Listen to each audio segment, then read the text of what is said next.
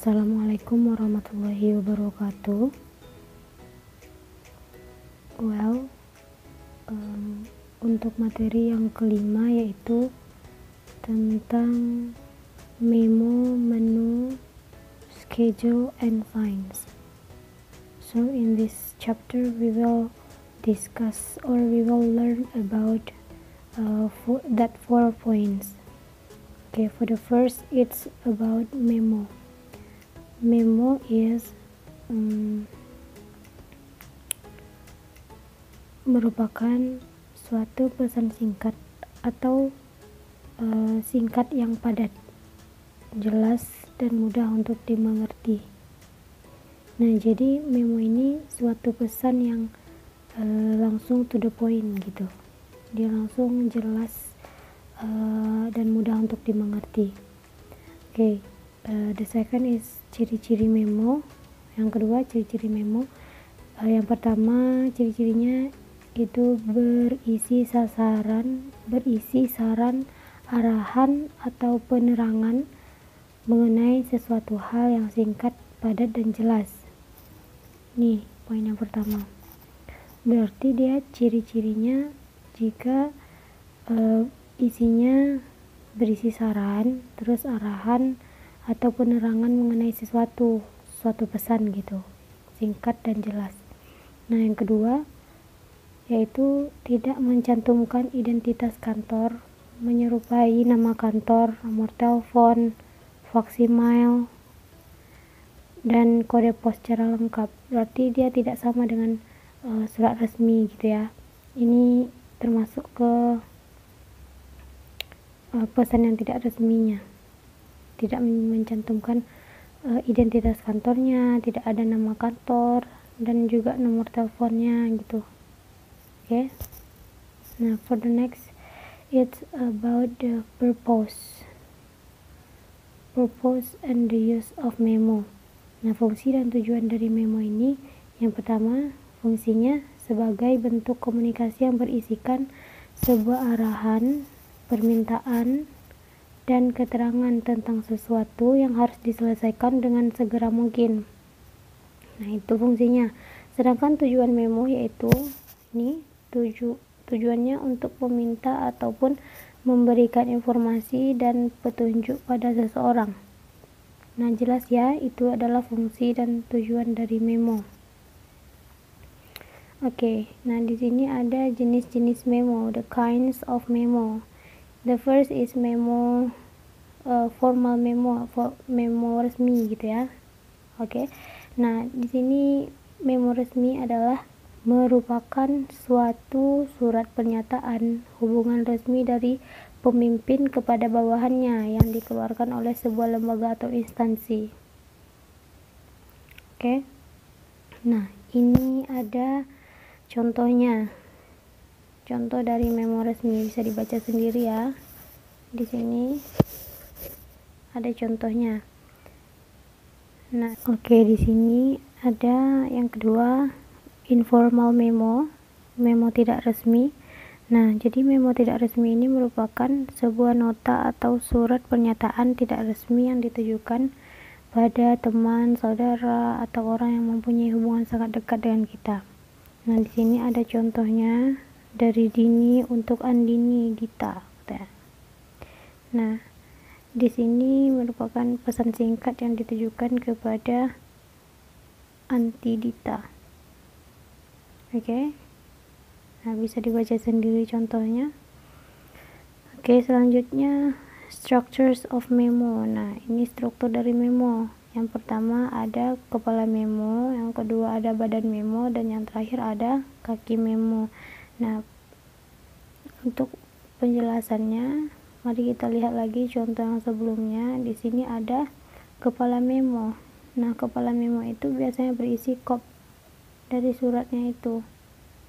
Misalkan Dinas Pendidikan Makassar, SMA Muhammadiyah 2 Makassar. Ini adalah merupakan kepala memonya. Oke. Ini juga merupakan kepala memo dari kepala sekolah. Oke. Nah, sedangkan untuk yang kedua tadi ada badan memo. Badan memo biasanya berisi pesan yang disampaikan di dalam memo tersebut. Nah, sedangkan yang ketiga yaitu kaki memo, yaitu tanda tangan atau identitas si pengirim begitu. Di sini ada kepala sekolah sebagai identitas pengirimnya. Oke. Nah, selanjutnya the second point is menu.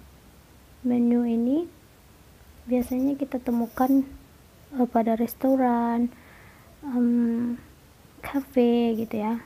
Nah, ini adalah contoh dari menu. Sudah pada tahu ya contoh-contoh dari menu itu gimana. Nah, ini adalah salah satu dari contoh menu. Oke. Next, schedule. Nah, schedule ini adalah merupakan jadwal sebuah kegiatan. Nah, jadi kalau kita mau buat kegiatan, kita harus ada schedule-nya dulu begitu ya. Nah, sedangkan tujuan dari schedule ini adalah agar kegiatan yang sudah direncanakan dapat terlaksana dengan baik. Nah, berhubungan juga dengan pengertiannya tadi kan. Oke. Nah, selanjutnya yaitu jenis-jenis schedule. Nah, jenis-jenisnya yang pertama class schedule, jadwal pembelajaran, jadwal kelas gitu ya. Yang kedua flight schedule, jadwal penerbangan. Train schedule, jadwal kereta api. Bus schedule, jadwal bus gitu ya, jadwal bus. Nah, untuk yang keempat ada science. Nah, sebelum itu untuk yang ini, yang jenis-jenis schedule tadi khusus untuk siswa-siswi SMK Perpajakan Riau kelas 10. Nah, ini bisa kalian lihat contohnya pada modul ya.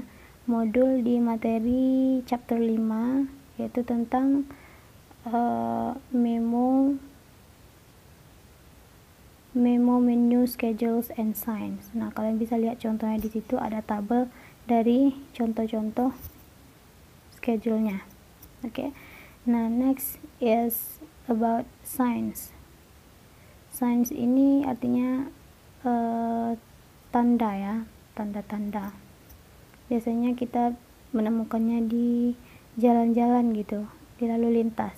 Oke, pengertian signs ini yaitu signs is symbols containing warning signs, mandatory signs, prohibition signs, and direction or information of a place. Nah, maksudnya di sini simbol ini signs itu adalah tanda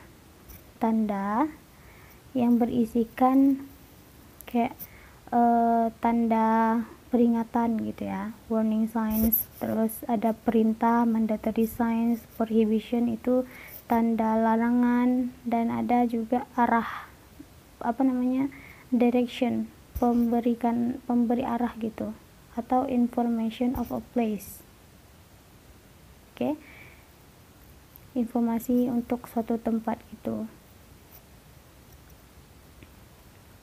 Next, nah ini adalah yang biasa kita jumpain, yaitu traffic signs. Traffic signs ini adalah tanda rambu-rambu lalu lintas yang kita tahunya biasanya.